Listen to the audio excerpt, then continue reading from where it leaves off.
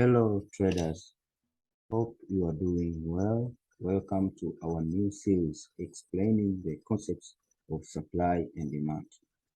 Here is the first episode explaining the concepts of supply and demand. I hope you will enjoy. But before we start, kindly subscribe, hit the subscribe button and turn on notification so that you can be the first one to watch new series once they are uploaded. Let's start. In this episode, we will going to cover the following concepts. The first one is what is supply and demand. Second, types of supply and demand. And third, how to draw a zone of supply or demand. What is supply and demand? Before I tell you what is supply or demand, you must first understand that the only reason why price moves in any and all markets is because of an imbalance in supply and demand. The greater the imbalance, the greater the move. Supply is simply the amount available, while demand is amount that is wanted. Supply is the amount that is available at a particular price, while demand is the amount that is wanted or desired at a specific price. As prices increase, sellers' willingness to get rid of their products will also increase. This is called the supply curve.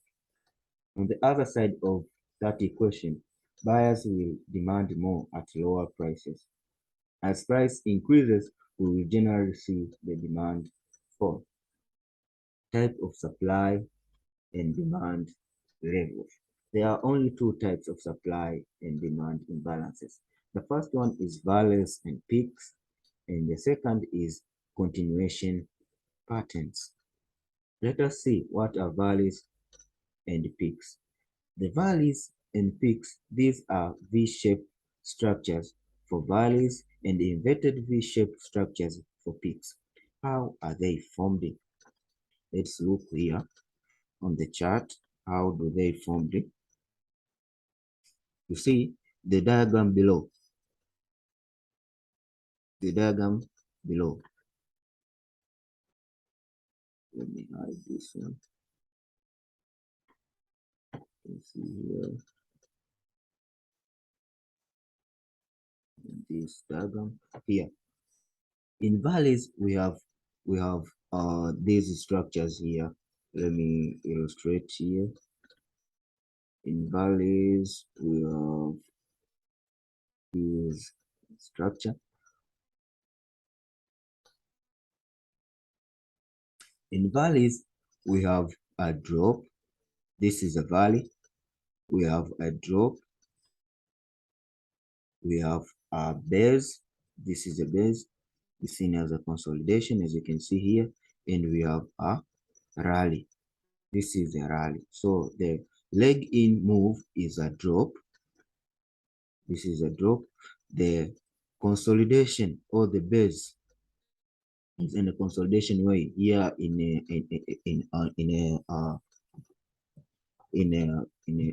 market. You can see we have different candles variation around on the basing candle.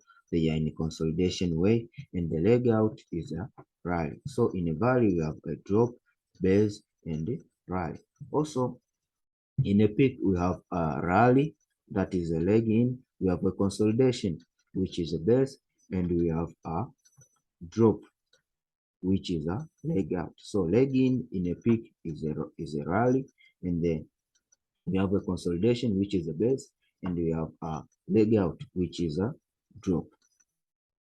A valley stands for demand, while a peak stands for potential supply. So here in this valley, this is a potential demand in the valley, and a peak is a potential supply.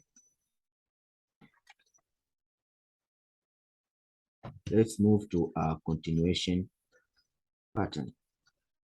What is a continuation pattern or SCP? I normally mention it as SCP, which is abbreviated as a continuation pattern. SCP is composed of two legs. The first leg would be a rally or drop, then a basing, followed by a basing area, and a second leg would be a rally or drop, which confirms an imbalance at the base. So here, this is SCP. SCP for a bearish SCP. A bearish SCP. In a bearish SCP, we have a leg in, which is a drop. We have a consolidation structure. This one, a consolidation structure. Then we have a leg out, which is a drop. So in a bearish SCP, we have a drop, base, drop, which is a drop, base, drop.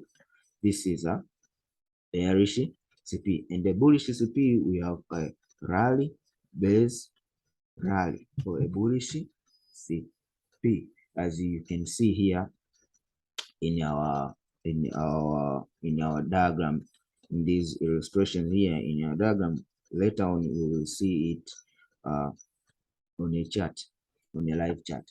So in these supply and demand levels, we have a base. So normally we usually mark this base as a zone. So in this base, we normally mark it as a zone, like this one. So in these base areas here, we have these as a zone where we look for potential sales or buying opportunities. So how do we draw these bases, this zone areas where we are most likely to take our trade, either buying position or selling position? In drawing these or marking these supply and demand zone, first we must know the base is composed of two features or two parts. The first one is the proximal line, and the second one is the distal line. So what is a proximal line? The proximal line is a price.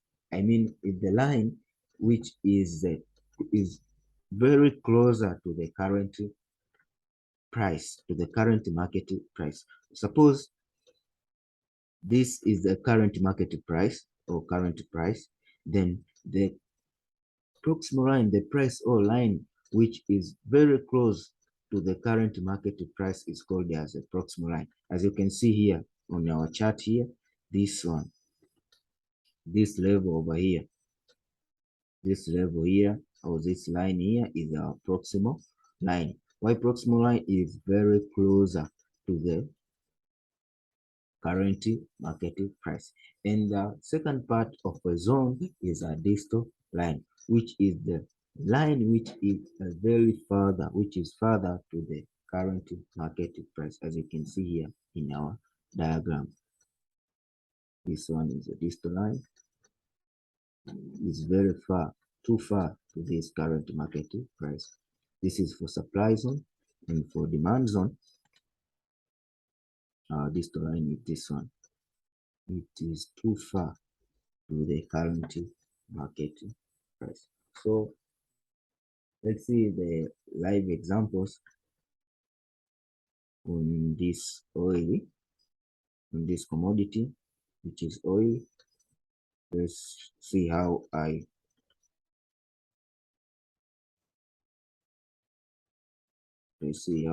illustrate them correctly. Yeah, let's see. Grammatically here, this is our chart, and in this chart you can see here we have different forms of valleys. This one is a valley. This one is a valley. This one is a valley. This one is a valley. We have valley. Then we have peak. See? This one is a valley. I mean the peak.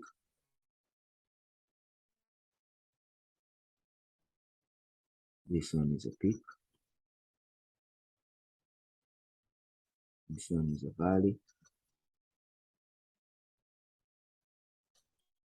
This one is a peak.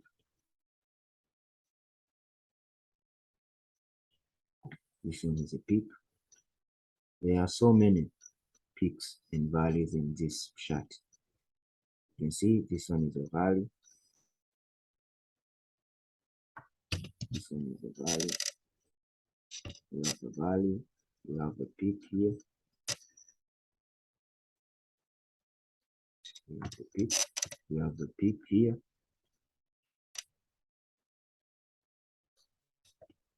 See, and this one here. This one here. These are CPs, continuation patterns. We have a CP. This is a CP. This is a CP over here. And let's find another CP. Where is another CP? CP, this one. We have a CP, this one. We have rally, base, rally. This one is the whole leg. This one, the whole level. This one is a CP. This is a CP. These are CPs over here. This one, CP, CP. So you can see here, we have so many valleys and peaks in a single chart. In this oily chart, these are valleys, valleys, valleys. So these, the aim of this video, I would like,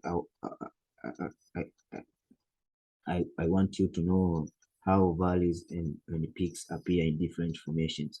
These is valleys, these are peaks, and the thing you must note upon marking these levels or these zones of supply and demand, potential supply and demand zone, you must consider the proximal line must always be to the body of the candlestick, and the distal line must cover the whole wick of the candlestick. So this is how we mark the valleys and the peaks, the potential areas of supply and demand. So I can left, before I end this session, I can left you with this assignment that go and practice yourself, or if you would like me to correct you, then go and choose 5 pairs of your choice. Then each pair start from monthly to daily. Mark all valleys and peaks together with CP. Then submit to me. How you can reach me?